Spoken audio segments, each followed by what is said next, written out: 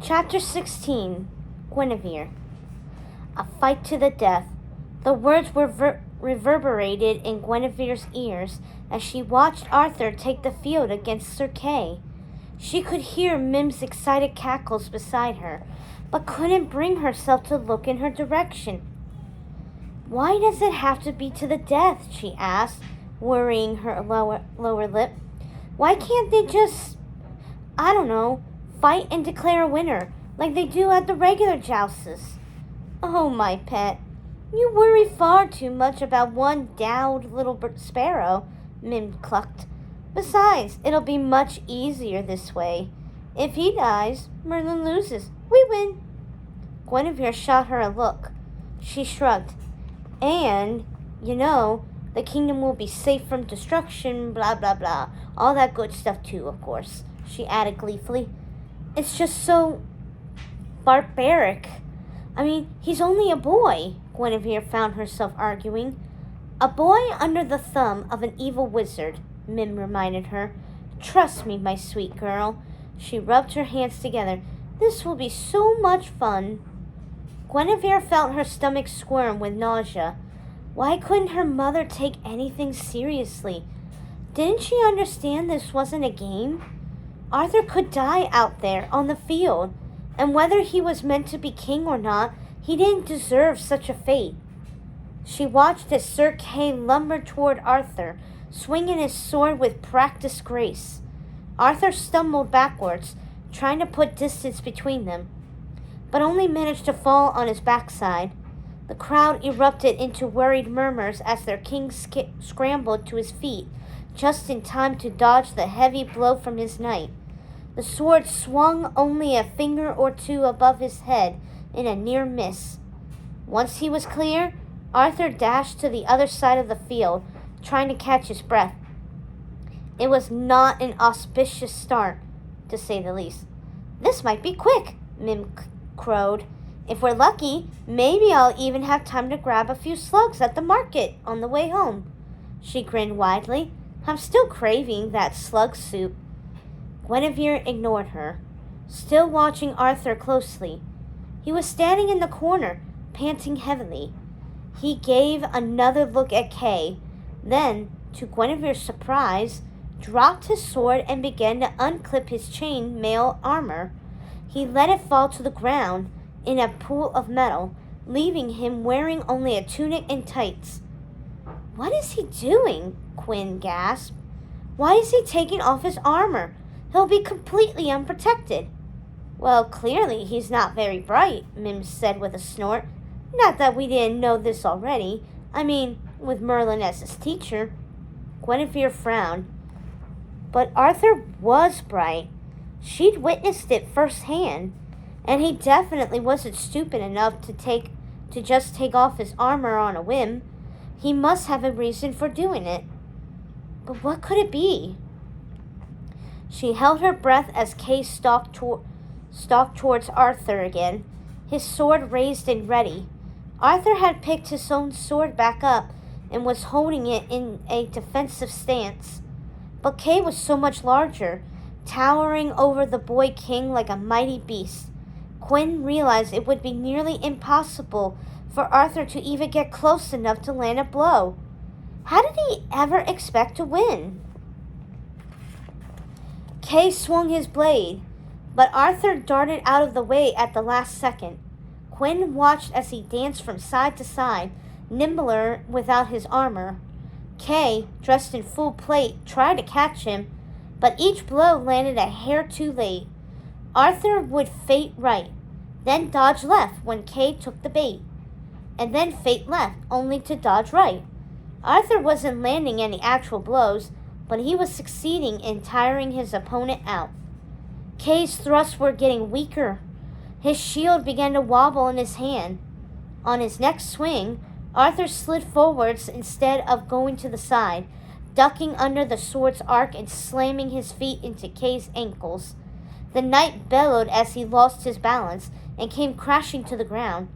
Arthur rolled to the side to avoid being flattened. Then he scrambled to his feet, grinning at the crowd. Guinevere let out an accidental cheer. Mim shot her an annoyed look. Sorry, she muttered, but you have to admit that was pretty good. Mim grunted, turning back to the fight. The crowd was on its feet now, cheering loudly for the king, and jeering at his opponent. Kay cursed under his breath as he managed to get back on his feet. He charged after Arthur again, swinging his sword recklessly. He was angry now, Guinevere realized, humiliated, which meant he would start making mistakes, meaning Arthur might actually have a chance. But just when Arthur moved in for a real blow, his feet suddenly seemed to come out from under him. He yelped in surprise as he fell sprawling to the ground, a cloud of dust kicking up in his wake. Guinevere gasped. Had he tripped over something? But there was nothing there. It was then that she heard the giggle. Her head jerked in Mim's direction. Her mother was slapping her hand on her knee in excitement. Did you do that? Guinevere demanded in a whisper. Did you just use magic to trip him? Mim shrugged impishly. The fight was getting boring, she declared. I just wanted to mix things up a bit. But that's not fair, Quinn cried before she could stop herself. Fair schmear, Mim grinned at her toothily. If I'm going to have to sit here, I want to have some fun. Guinevere sighed, turning back to the fight. Arthur was trying to stand up, but it was like his legs weren't working right anymore. Then Guinevere noticed something strange under his boots. Something that looked almost like mud. Purple mud. Kay barreled towards Arthur, but this time Arthur couldn't leap out of the way. It was as if he was glued to the ground by the mud. His eyes widened in fear as the knight swung. Kick off your boots, Guinevere begged silently. It's the only way. Arthur threw himself forwards, slipping out of his boots at the last moment.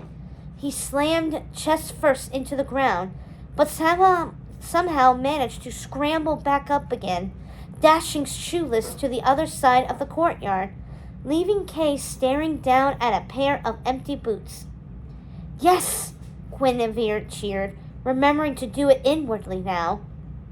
She stole another glance at Mim. Her mother was leaning forwards in her seat, her eyes glued to the fight. Guinevere realized she wasn't going to stop until Arthur went down, which wasn't fair. It wasn't fair at all. She was fine with helping Arthur lose the throne, seeing as he wasn't the rightful heir, but she wasn't all right with killing him in order to do so. There had to be another way, a more civilized way. Why couldn't her mother see that? Why was she being so cruel? Mother, stop, she tried, raising her voice. You need to stop now. Several people turned to look at her. Mim's smile dipped to a frown. You need to mind your business. Whose side are you on anyway? Not waiting for an answer, Mim turned back to the fight just in time to see Arthur trip again. She giggled and shot a look at Gwyn, almost as if daring her to say something. Gwyn couldn't take it anymore. Excuse me, she said, rising to her feet abruptly. I've got to go to the privy. Good, because you're being a complete poop, Mim muttered. No slugs for you later. You don't deserve them. Guinevere ignored her, making her way through the throng. After climbing down the risers, she circled around the back of them, where no one was standing. Her mind raced as she walked. She had to do something to make this right. Her mother wasn't going to stop. But what could she do to help Arthur? Save going on the field and fighting Kay herself? You let go of the boy, you lousy old lout. Speaking of, Guinevere looked up to the sky just in time to see a small owl swooping down at Kay. Merlin's bewitched owl, she realized in shock. She just assumed he'd been stuck in the future along with the wizard himself. But evidently, he'd escaped that fate. Maybe he'd be able to help. Kay let out a scream as the owl pecked him hard on his bulbous nose. He waved his arms, trying to swat him away, but the owl kept at it, digging his claws into the knight's shoulder. Unfortunately, Kay's armor was too thick and the owl couldn't get a good grip. "Archimedes!" Arthur cried, struggling to stand. "Look out!" But it was too late. Kay swung out a fist. His metal glove smacked the owl straight on. Archimedes failed for a moment, then dropped to the ground like a stone.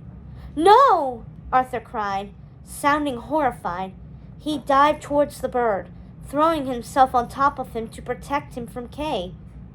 Even from here, Quinn could see the tears streaming down his bruised cheeks and realized his face was cut and bleeding.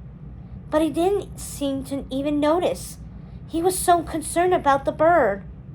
"Oh, Archimedes," he cried, his voice cracking on the name. Guinevere's heart panged hard. He clearly cared for this animal, like he cared for his people, even his enemies. He wasn't Merlin. He wasn't anything like Merlin, and he didn't deserve to die. Drawing in a breath, she realized what she needed to do.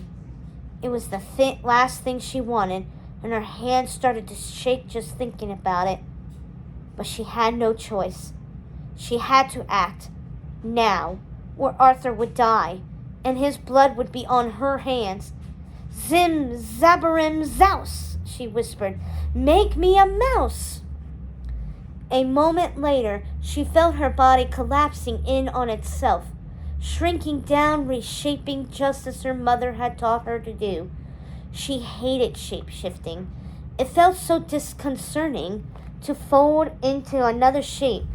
It made her sick to her stomach, too, and gave her a terrible headache. But that was nothing compared to what Arthur was going through, and she was almost positive, if the tables had been turned, he would have done the same for her. She drew in a breath, steadying her nerves. Then, using her tiny feet, she dashed under the risers and weaved through the standing spectators' legs at the front. She prayed no one would suddenly move their feet and squash her before she had the chance to get out onto the field. By the time she made it to the front, Arthur had fallen to his knees before Kay. He clearly had no fight left in him. "You should have just walked away, Walt," Kay sneered. He removed his helmet and looked down on the young king, his mouth curling into a lazy smirk. "Did you really think you had a chance to beat me?" Arthur stared up at him defiantly, blood dripping down his face, but he ignored it. His mouth set in a thin line. The crowd was so silent you could have heard a pin drop. "I had to try," he said simply, "for my people, for our kingdom." Kay's face twisted into an ugly scowl. He raised his sword, ready to make the fatal blow. Guinevere realized it was now or never. She raced across the field as fast as she could, darting up Kay's boot. She found the small kink in his armor where it met with his knee. It wasn't a large spot, but it was the perfect size for tiny mouse teeth. She bit hard. She bit down hard. "Arr!" Kay screamed, falling backwards and dropping his sword. Guinevere scampered up his side until she found his armpit, biting down yet again into his soft flesh. The reek of sweat assaulted her nose, and it was everything she could do not to vomit. Instead, she forced herself to bite again, and again. The crowd gasped as Kay began to roll on the ground, screaming in pain. Arthur took his moment, leaping up and kicking the knight's abandoned sword to the side, far enough away that he couldn't easily retrieve it. Then he stalked over to Kay and placed his own sword at the knight's throat. "You were saying?" he asked. "Make it stop," Kay begged. "Please." "Kill him! Kill him!" cried the crowd. "Show no mercy!" But to Guinevere's surprise, Arthur lowered his sword. "No," he said simply. "I won't kill you. That's not how we do things here anymore. You will be charged with treason against your king, and you will be tried in court by a jury of your peers. It will be up to them to decide your fate." Kay began to blubber like a baby. He yanked off his gloves and threw them angrily at the crowd. Arthur motioned to his guards, who surrounded the disgraced knight and pulled him to his feet.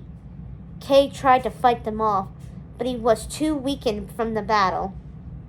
They dragged him out of the courtyard as the crowd jeered and threw pieces of food at his head. Arthur watched him go, then turned to Archimedes, who was still lying motionless on the ground.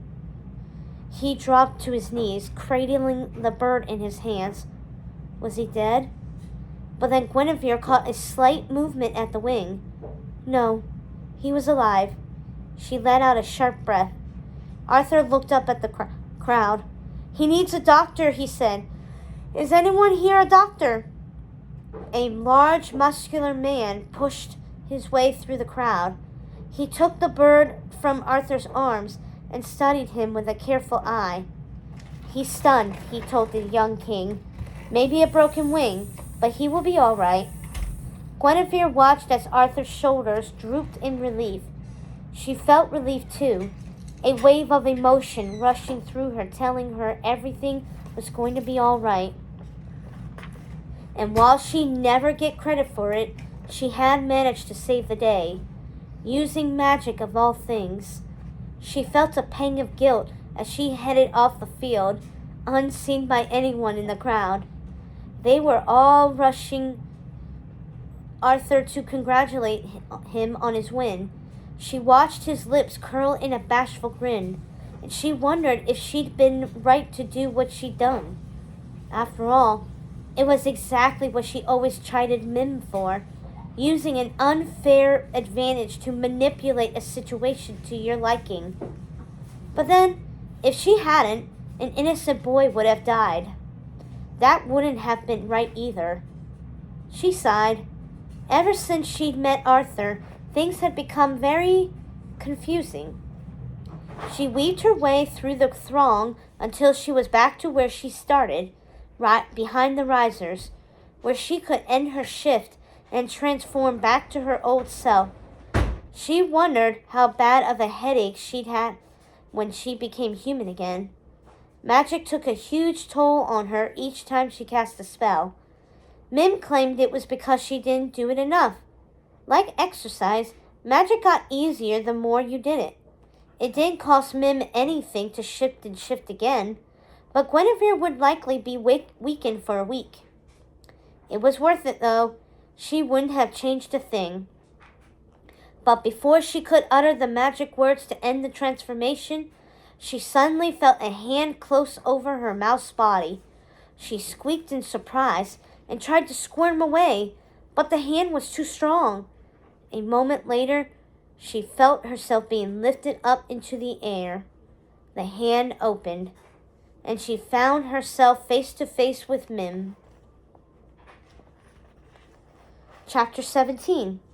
Madam Mim. "Well, well, well, what have we here?" Mim squinted at the little mouse, at first unsure of what she was seeing. She knew it couldn't be a regular mouse. After all, regular mice did not tend to interfere with jousting tournaments. But what else could it be? Another one of Merlin's stooges? Like that ridiculous owl who had tried and failed to save his minion? She wondered how many of the forest creatures this madman had manipulated. But then, there was something oddly familiar about this particular creature. Something about its dark brown eyes and long, thick lashes. Mim wrinkled her nose. No, it couldn't be. Could it? "Guinevere," she whispered. Suddenly the spell broke, and Mim found herself cradling a rather large and heavy 13-year-old girl in the palm of her hand. Shocked, she leapt backwards, her arms flinging out, and the girl dropped to the ground like a stone. "Ow!" Guinevere grunted, landing hard on her bottom. Mim stared down at her daughter, speechless for one of the first times in her entire life. "Why, it is you!" she cried out once she'd found her voice again, even though in hindsight the declaration was quite obvious. "What on earth were you doing as a mouse?" Guinevere scrambled to her feet, a guilty look flashing across her face. "Hello, Mother," she muttered, wiping the mud off her backside. She looked a little dazed, her hand lifted to her head, and she rubbed it ruefully. Mim shook her head in disbelief. "Why, I'll be a monkey's uncle," she cried. "You use magic, but you hate magic." Guinevere scowled. "Maybe I hate cheating more." Mim giggled. She couldn't help it. Quinn was just so cute when she was mad. The way her little nose wrinkled and her eyebrows furrowed. "Stop laughing. It's not funny," Quinn protested, her scowl deepening. "No, of course not," Mim agreed readily, trying to swallow down her mirth. "Not funny at all. Rather, amazing, really. Simply amazing. Such a good shift, too. You got all the mouse parts just right, and that's not easy to do. I have to admit, I'm impressed. So very impressed." Guinevere frowned, faltered. "You're not mad?" Mim laughed. "Mad? I'm delighted, thrilled. Sure, I wanted the fight to go differently, and I'm not pleased about losing all the gold I wagered against the lad. But you, my dear, were magnificent, marvelous. I'm just tearing up with pride over the whole thing." Guinevere pursed her lips together, looking very uncomfortable. "You were cheating, Mother. You were using magic to make him lose." Mim nodded, not sure why her daughter insisted on stating the obvious. "And then you used magic to make him win," she added. She laughed again. "Did you see all the confused faces on the crowd when Kay dropped his sword? It was amazing. I couldn't have done it better myself." "It's not a joke. Arthur could have been killed," Guinevere retorted, her voice rich with indignation. Mim felt her amusement falter a bit. "I wasn't going to kill him," she protested. "I was just having a little fun is all. You really need to lighten up." "Mother, this has gone too far," Guinevere shot back, not missing a beat. "We're supposed to be fighting for justice, to save the kingdom, not tear it apart. If we start hurting people, we'll be no better than the evil Merlin himself." Mim's delight at the whole event was fading fast, replaced by a feeling she didn't like at all. Not one bit. Why was Guinevere being so mean? "You know, you seem awfully concerned about the boy you've been working to take down getting taken down," she noted, a little crossly this time. She trailed off, noticing Guinevere's face reddening. Mim's eyes widened. Oh, my gracious. "You're in love with him," she cried, all the pieces coming together at once. "That's what it is, isn't it? He's charmed you with his riches and feasts and pretty clothes. And now you think if you can help him, he'll make you his queen," she tisked with her tongue. "I thought better of you, my girl. I really did." Guinevere's face had turned the color of a ripe apple. "That's not true," she cried. "That's not even close to true. And I don't care about any of those things either," she added. "It's just, I don't think Arthur is like Merlin. I think he's a good person. And he's been tricked too. Maybe if we just tell him the truth, he'll do the right thing." Mim was laughing so hard now, she was practically rolling on the ground. "The truth! You want to tell him?" She could hardly get the words out through her laughter. "The truth!" She stopped laughing abruptly. "Oh, my dear girl, you are more deluded than I thought. This little adventure in the outside world was clearly too much for you. You're not acting at all like your old sweet self." She reached out, stroking Quin's hair. "We need to get you home, and fast." For a moment, Guinevere looked as if she wanted to argue again. Then she sighed deeply, as if exhausted. "We should both go home," she said. "This has all got completely out of hand. We should go home and talk everything over. Figure out what should be done like two rational people. There has to be a peaceful way to convince Arthur to abdicate the throne. I'm sure if we just thought it through—" "That sounds lovely, my dear," Mim agreed. She patted Quin's head. "And I'm absolutely in favor of all of it and can't wait to do it. I just have one tiny little task to check off my list first. Then I'll head right home. You can even start dinner if you like, and then we can have a dance party, just like old times." Quin frowned, looking suspicious. "What task?" she asked. "You're not going to hurt Arthur, are you?" "Of course not. What do you take me for, Merlin?" "Promise me." Guinevere's eyes were diamond hard. I promise," Mim cried, rolling her eyes. "On the life of my new toad, Martha the Second, and you know how much I simply adore all her beautiful warts." Guinevere let out a breath. "All right," she said. "Thank you." "Anything for you, my dear." Mim gave Quin a sloppy kiss on the cheek. "Anything for you." Guinevere opened her mouth, probably to say something else annoying. But Mim had already wasted enough time talking. She had a plan, and she was eager to carry it out. "Zim zapper zim," she incanted, waving her arms and poofing herself into a brand new magical shape, namely that of a certain young blonde girl with big brown eyes and thick lashes. A girl who had expertly captured the king's attention. Someone he trusted.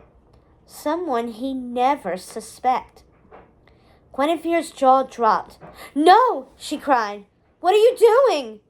"I'm just going to pay a quick visit to our dear king," Mim replied, enjoying the way Guinevere's voice sounded on her lips.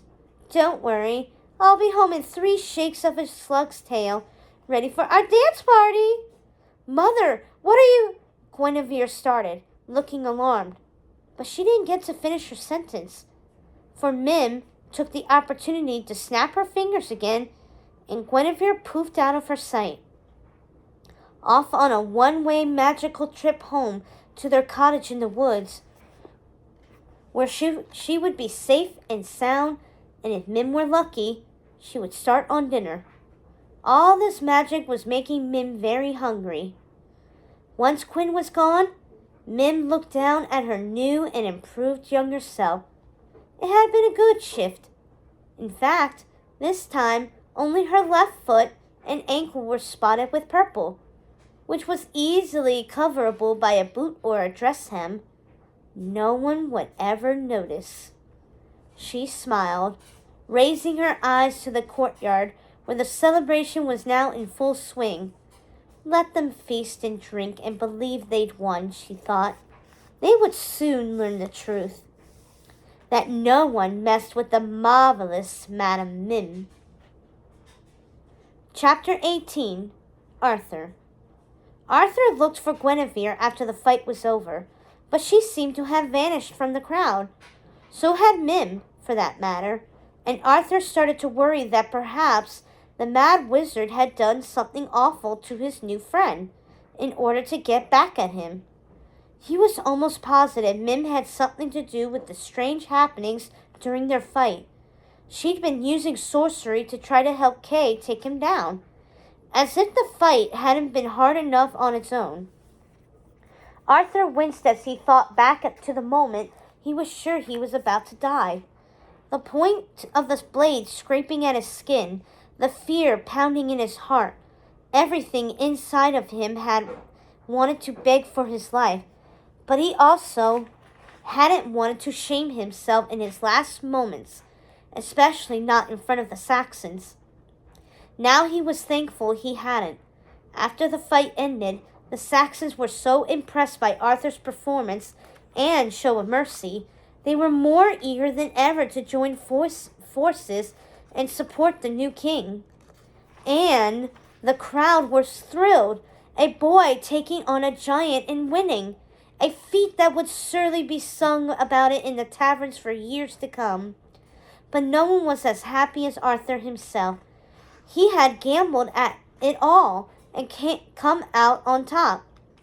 He had shown everyone he was worthy of being their king, and it would be a while, he hoped, before anyone dared challenge his rule again. Well, except for Min, of course. She would never give up, and Arthur knew he'd have to keep a close eye out for anything suspiciously purple in the near future. But for now, he'd take the win. To say he was exhausted by the day's events would have been a drastic understatement. The fight had taken both a physical and mental toll on him, and all he wanted to do was crawl into bed and rest. So while Camelot celebrated with their new Saxon friends, he decided to retreat to his chambers early and ask that supper be brought to his cellar so he could eat alone. Though not before checking on Archimedes. Fortunately, the owl seemed much better. If in a bit of a foul mood, probably due to his broken wing, the doctor had told him he couldn't fly for a month. A grounded owl, it seemed, was a grumpy one. Arthur was just settling in when there was a knock on the door. He assumed it was the steward, bringing him his dinner. But instead, he was surprised to find none other than Guinevere standing outside his door, carrying a tray with a bowl of piping hot soup and a small loaf of crusty bread. Arthur smiled, delighted to see her. "Quinn!" he cried, ushering her happily into his cellar and gesturing for her to put down the soup on the table. "I was looking for you after the fight. I was getting worried when I couldn't find you." Guinevere set down the soup. "You were worried about me? Why?" Arthur grimaced. Right, she didn't know. He led her over to the chair by the fire, and then knelt down beside her, meeting her eyes with his own. "Look," he said, "I don't want to alarm you, but the old woman sitting next to you at the fight, the one in purple." "Purple?" Guinevere tapped her finger to her forehead. "Ah, yes, I do seem to recall a woman in purple. She was quite lovely." "Was she?" Archer scratched his head. Lovely was not exactly the descriptor he would use when describing Mim. "Well, she can be quite clever in hiding her true self, I suppose. But in reality, she's a very powerful wizard. She's been snooping." Arthur scratched his head. Well, beauty was in the eye of the beholder, he supposed. In any case, the woman in purple is a very powerful wizard named Madame Mim. She's been snooping around the castle ever since I became king, and I think she means to take me down. He gave her a helpless look. "I was worried she might try to hurt you to get to me." To his shock, Guinevere giggled. "What's so funny?" he asked. "Sorry," she said, shaking her head. "Sometimes I laugh when I'm scared. It helps. Relieve the tension." She smiled at Arthur. "Thank you for warning me. I will, of course, be on guard against this powerful purple wizard." Arthur let out a breath of relief. He was glad Quinn was taking him seriously. "I'm just happy you're all right," he said. Then he grinned. "And look, so am I. I told you I'd find a way to win." Guinevere raised an eyebrow. Arthur felt his face heat. "All right, fine. I didn't know for sure myself, especially when Mim started tripping me up with her magic. But it all worked out in the end, and now the peace treaty is signed, and Kay is in prison, and all is well in the kingdom." "I am very pleased to hear that, Your Majesty," Guinevere said, bowing her head. He laughed. "Oh, please, don't start with that whole Your Majesty thing. We know each other better than that now, don't we, evil knight?" He nudged her playfully with his shoulder. "Oh, yes," she said. "We know each other quite well." She giggled again. Arthur felt his cheeks heat, though he wasn't sure why. She was certainly acting a little strange. But then It had been a very strange day. Are you all right? He asked, just in case. But Gwyn only waved him off with a laugh. Of course I am. It's been a wonderful day, simply marvelous. And I'm so glad you were victorious against that lousy knight. In fact, I made you a very special victory soup, just for the occasion.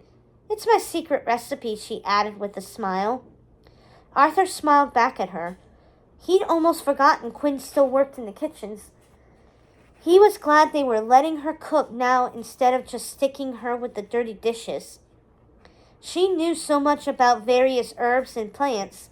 She would be a great addition to their staff. Thank you, he said, rising to his feet and walking over to the table. He leant down and made a show of smelling the soup.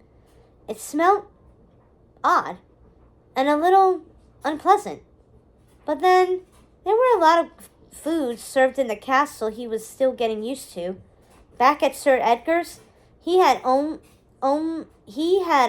ever been allowed to eat whatever scraps were left over from his foster father and brother's feasts.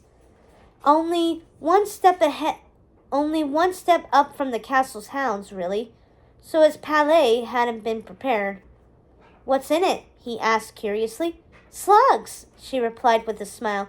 Super slimy slugs, with some rare, delicate mushrooms found high in the hills mixed in. Very special, she added. Fit for a king. Then she looked at him expectantly, and he realized she wanted him to take a bite. Arthur's stomach squirmed a little as he looked down at the soup. He wasn't sure he was going to like it. He'd never been fond of mushrooms, and while adamantly he'd never tried slugs, he was pretty sure he didn't like anything slimy. But Guinevere looked so hopeful, and he knew she'd worked hard on the meal. Probably spent most of the evening preparing it. He couldn't insult her by turning it down, and so he sat down at the table, picking up his spoon. He could feel Guinevere watching him as he dipped it in the bowl and brought it to his lips. The broth had a warm, spicy flavor that turned out to be actually pretty tasty too. He smiled, relieved he could tell her the truth. It's good, he pronounced. Thank you. She nodded, looking pleased as she rose from her chair. Now, if you'll excuse me, Arthur, she corrected. I must get back to the kitchens. Please let me know if you need anything else. Arthur nodded. I should be fine. I'm planning to go to bed the second I finish this delicious soup. But maybe we could find some time to spend together tomorrow, to celebrate some more, once I've had a full night's sleep. Oh, I would absolutely love that, she cooed. It would be absolutely marvelous. She rose to her feet and started out of the bedroom. Arthur watched her go, feeling happy and satisfied. It had turned out to be a really good day, despite its worrying beginning, and its ending was even better, with the promise of a wonderful tomorrow. He was so glad he'd run into Gwyn in the forest. She turned out to be a truly good friend, and he no longer felt so alone, being stuck in the castle, now that she was here. In fact, it almost made it tolerable to be king. Guinevere was just about through the door when her dress happened to catch on a lone nail sticking out from the wall. She grunted, annoyed, and yanked on the dress's hem to free it. Arthur frowned as he caught something flash at her exposed ankle, just for a moment, before she pulled the door closed behind her. Something purple. Wait, he cried out, alarmed. He jumped from his chair and ran to the door, yanking it open, looking down each end of the hall outside. Guinevere, can you, come back here for a moment? But there was no one there. No one at all. Arthur's heart started to stutter. He walked back into the room in a daze, going straight to the soup and staring down at it with sudden suspicion. Could it be? But no, it had to be just a coincidence, right? That was clearly Quinn. They'd had a whole conversation, a rather strange conversation, but now that he thought about it, or now that he thought back to it, suddenly he heard a rapping at the window. At first he assumed it was Archimedes, come to congratulate him on his victory. But no, he reminded himself the owl couldn't fly with his broken wing. Instead, it was a small yellow bird, about a quarter of the owl's size, with long, thick eyelashes curtaining its brown eyes. Did birds usually have eyelashes? Arthur's head was too foggy to remember. Go away, she muttered. I need to think. He stared down at the soup again. He did smell really strange. It did smell really strange. It tasted a little strange too, now that he thought about it.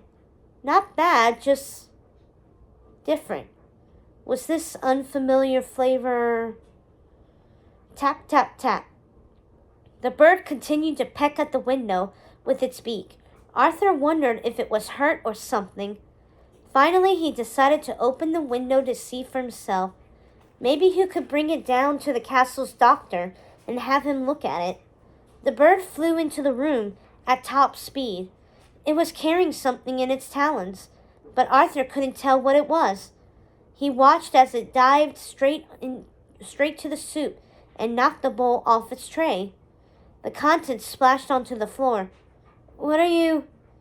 Arthur started, but he stopped short as he realized how thick his tongue suddenly felt, as if his mouth were filled with mud. A moment later, his stomach twisted, and the room began to weave in and out of focus. He grasped at his chair as he lost his balance and started to fall. Oh no, he cried. No, no, no. His eyes fell on the spilt soup. Poison? Had Mim really poisoned him? The bird was frantically flapping above him. It looked as distressed as he felt. His eyes were so heavy he could barely keep them open. And soon they fluttered closed. Just for a moment, he thought. Then I'll figure out what... Arthur! Stay with me, Arthur! He opened his eyes with effort. To his shock, the bird had disappeared. Instead, it was Guinevere who was leaning over him, a horrified look on her face.